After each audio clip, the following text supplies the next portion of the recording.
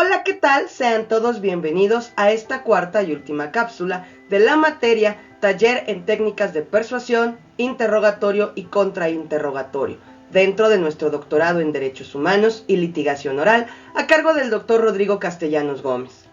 Su servidora, Marta Patricia Vázquez Báez, voy a estar platicando con ustedes respecto al alegato de clausura, el momento final dentro de la etapa de juicio oral.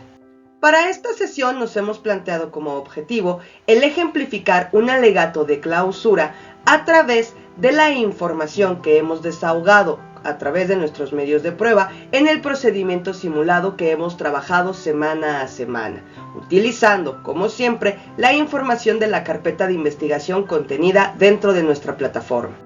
En este sentido, vale la pena advertir, a modo introductorio, una breve idea respecto a lo que se concibe tanto por la doctrina como por la legislación respecto a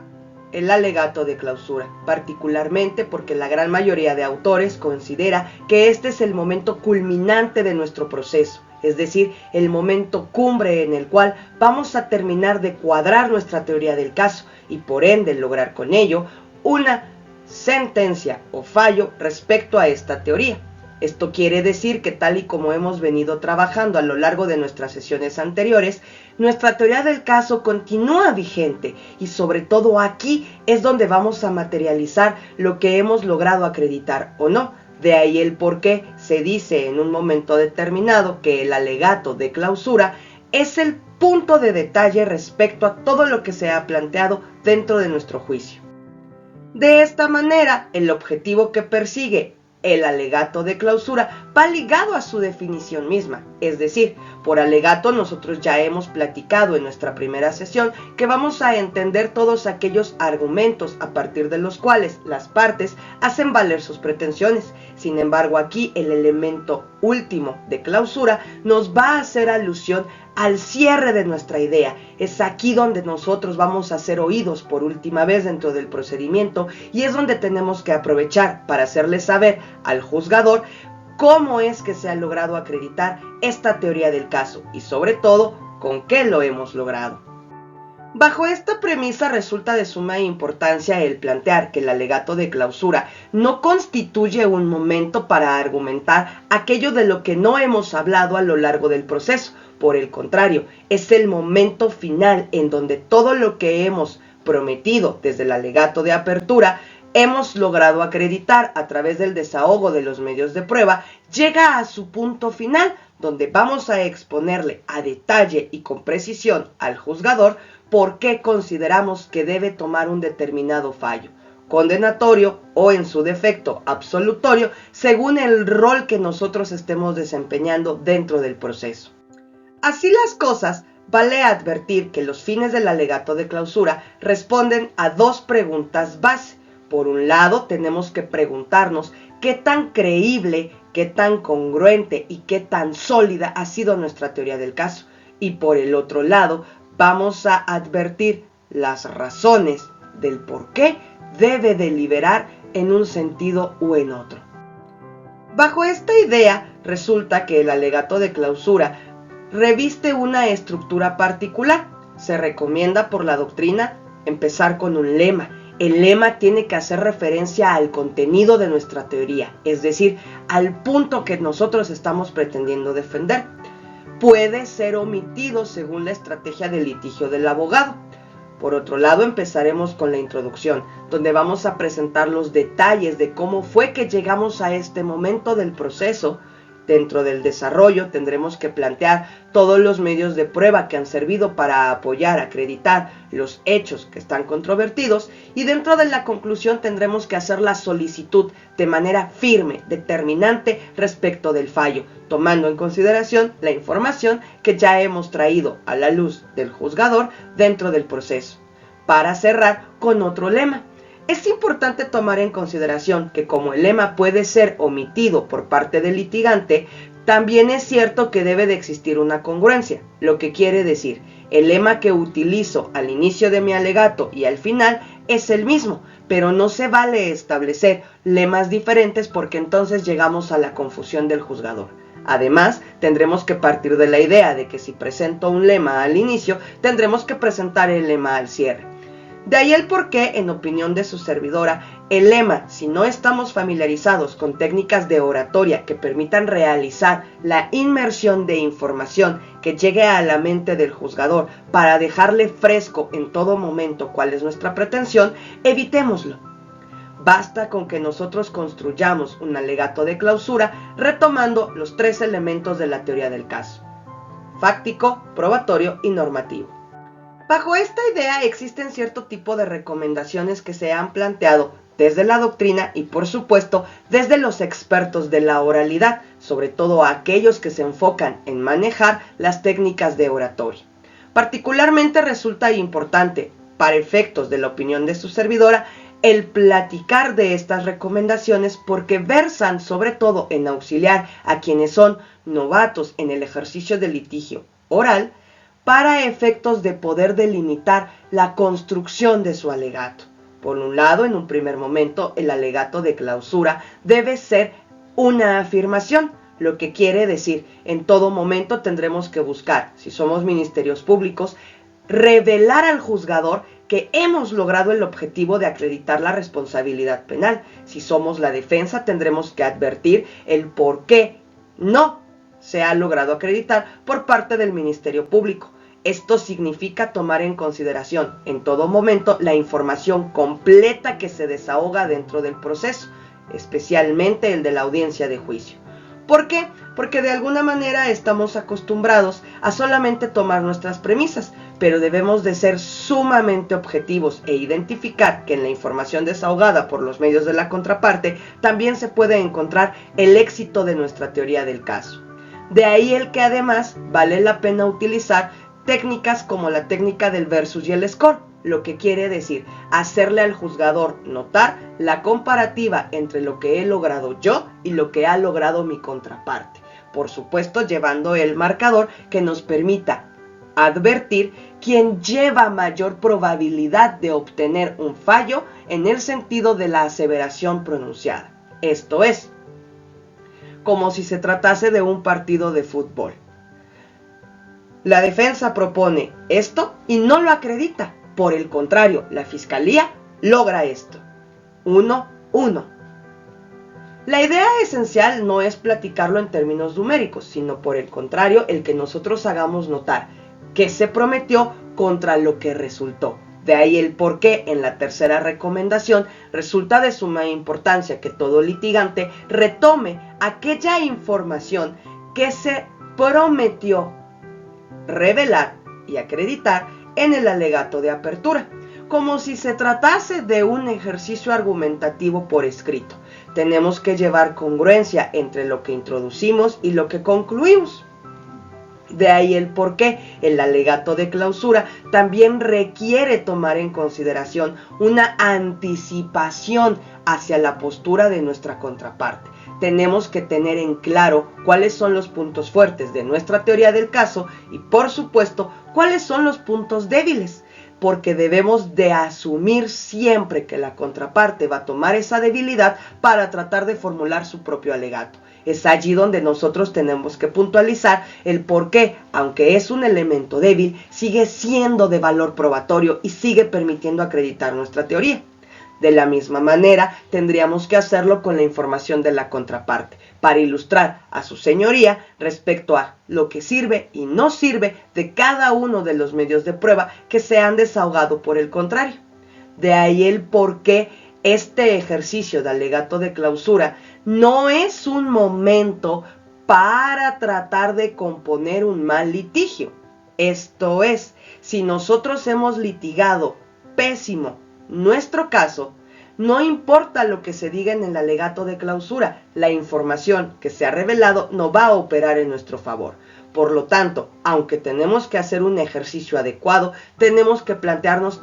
en términos de realidad. Lo que no hicimos dentro de todo el proceso y más aún en el desahogo de los medios de prueba, no lo vamos a lograr únicamente con el alegato de clausura, porque el alegato de clausura, aunque incorpora conclusiones y opiniones de por qué se logra un fallo u otro, esto debe de estar sustentado en todo aquello que se desahogó dentro de la etapa. De esta manera tenemos que recordar desde la óptica de la audiencia de juicio oral en la cual nosotros nos ubicamos, que el alegato de clausura va a surgir una vez que se han desahogado todos y cada uno de los medios de prueba de las partes, recordando que se ofrecieron y desahogaron primero los del Ministerio Público, asesoría jurídica y finalmente la defensa. Una vez que la defensa ejercitó su derecho de desahogo de medios de prueba, a partir de allí el juzgador otorgará la palabra al Ministerio Público para que inicie con sus alegatos de clausura. Aquí es importante tomar en consideración nuestra codificación en base al principio de contradicción nos permite realizar la réplica y la dúplica. ¿Qué quiere decir? Que cuando la defensa está escuchando nuestro alegato de clausura, puede realizar objeciones cuando detecte que hay información que se está utilizando que no fue desahogada, o bien de la cual ya se realizó algún ejercicio de objeción previo y que se reintente incorporar. La idea esencial, recuerden, es cuidar derechos humanos. Cabe aquí advertir que también resulta importante estar escuchando el alegato de clausura porque en la contestación que realice la contraparte podrá tomar esa información y contrariarla. De ahí el por qué se nos da la oportunidad de que una vez desahogado el alegato de alguna de las partes, se realicen manifestaciones al respecto, independientemente del propio alegato que se puede desahogar. Vamos a trabajar con un ejemplo tomando como base, como decíamos en nuestra introducción, el ejercicio que platicamos de la carpeta de investigación contenida en plataforma. Su servidora no va a utilizar el método del lema, particularmente porque no es cómodo para la estrategia de litigio y sobre todo por lo que comentaba, cuando no se tiene profundización en cuanto a la técnica de oratoria, el lema puede llegar a operar en nuestra contra. Veamos. Hemos optado por presentarles en nuestra pantalla, tal y como ustedes lo están visualizando, los tres elementos que contiene nuestra teoría del caso. Elemento fáctico, elemento probatorio, elemento normativo. Porque no nos olvidemos que el alegato de clausura requiere siempre partir de los hechos para poder determinar aquello que se ha aprobado y en el que documentos se sustentan. Aquí obviamente estamos platicando de leyes. Bien, presentemos nuestro ejercicio. Su señoría, esta representación social, después de haber desahogado todos y cada uno de los medios de prueba que fueron ofrecidos y admitidos para el presente juicio oral, así como después de haber escuchado el desahogo de los medios de prueba de la defensa,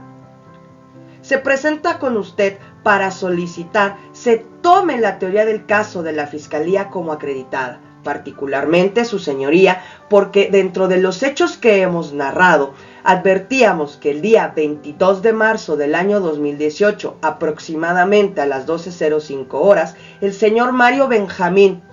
Mejía Domingo se introdujo en el domicilio de la señora Mayda Florildama Joc Hernández con la finalidad única y exclusiva de perpetrar agresiones físicas en su contra, que culminaron con el intento de privarla de la vida. Esto, su señoría, porque desde el momento en el que el señor se introdujo al domicilio, llegó gritando, insultando, pero además porque terminó amagándola, tomándola por el cuello con una de sus manos y por la otra sosteniendo un cuchillo contra su cuello, insistiéndole en que en ese momento se iba a morir. Su señoría, esta fiscalía ha presentado ante usted el testimonio de la señora Mayda Florildama Joc Hernández, víctima en el presente caso, quien no solamente ha sido consistente en la dinámica de cómo se pronunciaron los hechos en fecha 22 de marzo del año 2018, sino que además ha sido reiterativa en establecer que no es la primera vez que el señor Mario Benjamín Mejía Domingo ha intentado privarla de la vida ni la ha amenazado con ello. Por el contrario, su señoría, la señora Mayda Florildama ha dejado sumamente claro que a lo largo de los años en los que tuvo una relación sentimental con el señor Mario Benjamín, ha sido víctima de diferentes agresiones de carácter físico, psicológico y sobre todo de amenazas de muerte, tanto para ella como para su familia. Su señoría, esta fiscalía, a través del testimonio del médico legista que recibió a la señora Mayda Florildama en fecha 22 de marzo de 2018, ha acreditado que si bien es cierto la señora en ese momento no presentaba una lesión visible, sí presentaba huellas o residuos de lesiones previas. En este sentido, su señoría, con eso hemos logrado acreditar que el señor Mario Benjamín ha violentado a la víctima en momentos anteriores. Además, su señoría, esta fiscalía, con la introducción del dictamen en materia victimológica, ha logrado acreditar que la señora Mayda Florildama no solamente se encuentra en un estado de vulnerabilidad moderado, sino que además ese grado de vulnerabilidad es tendiente a incrementar con motivo de las agresiones perpetradas por el señor Mario Benjamín. También, su señoría, logramos acreditar que las acciones que tuvo la señora Mayda Florildama Jock Hernández en contra del señor Mario Benjamín fueron única y exclusivamente con motivo de defenderse de los ataques, por el temor de ser privada de su vida. A través del dictamen en materia de psicología que introdujimos dentro de la presente audiencia, pudimos advertir que la señora Mayda Florildama no solamente ha sido víctima de violencia psicológica, sino que con motivo de ella, hoy la señora Mayda Florildama presenta un grado de depresión moderado a severo, teniéndose la necesidad, su señoría, de que la señora Mayda Florildama acuda a terapias psicológicas, particularmente por el temor fundado de que puedan privarla de su vida. En este sentido, su señoría, la Fiscalía presentó ante usted al señor Mario Benjamín Jock Hernández, acusándolo del delito de feminicidio en grado de tentativa. Particularmente, su señoría, porque logramos acreditar que el señor Mario Benjamín sí intentó privarla de la vida, sí la amenazó con hacerlo, pero sobre todo porque quedó clara la causal de género. Por un lado, por la relación sentimental que tuvieron en años anteriores, la hija que concibieron, pero además porque, señoría, el señor Mario Benjamín ha dejado claro en más de un momento el desprecio que siente por la señora Mayda Florildama Jock Hernández. Además, su señoría, nosotros logramos advertir que la causal doméstica es uno de los elementos de la violencia de género, causal que se logró acreditar con el histórico de todas y cada una de las documentales que acreditan las denuncias y entrevistas que se le han hecho en un sinnúmero de ocasiones a la señora Mayda Florildama con motivo de la violencia ejercida por parte del señor Mario Benjamín.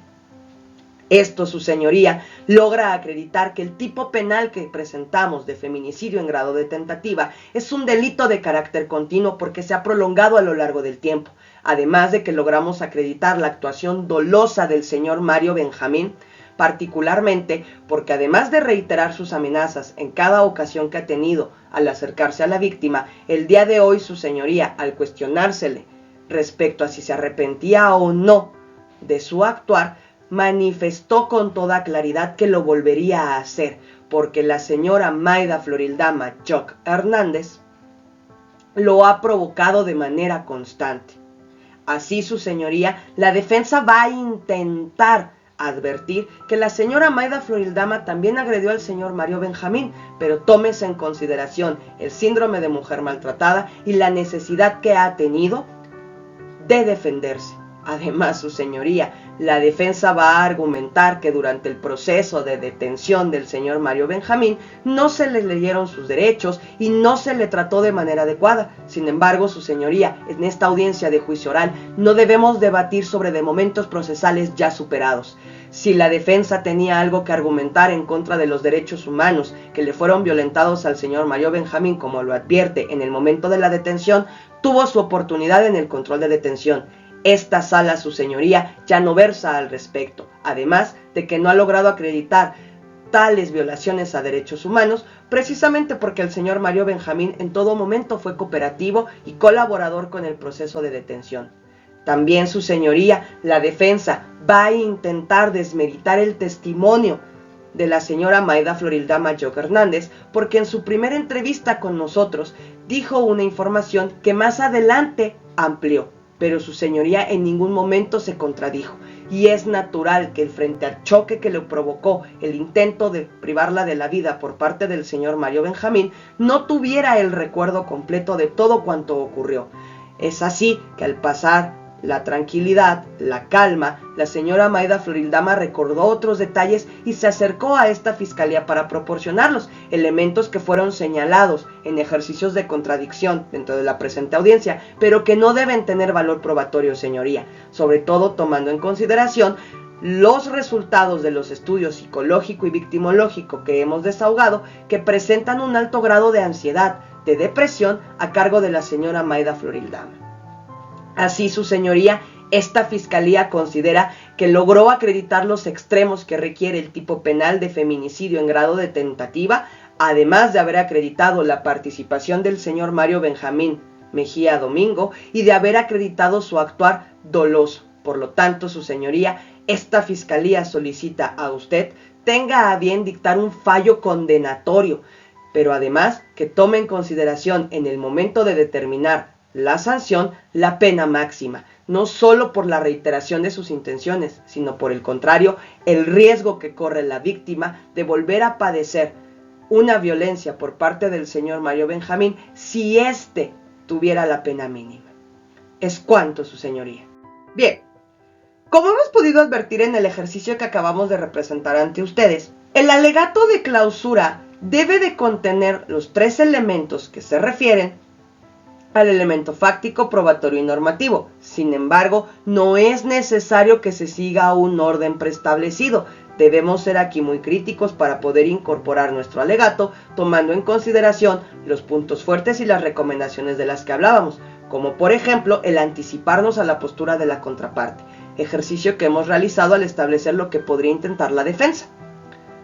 Así las cosas, a manera de conclusión, recordemos que el alegato de clausura es este momento final que nos va a permitir acercar información al juzgador respecto de nuestra teoría del caso, pero sobre todo los detalles de por qué consideramos que ésta ha sido acreditada.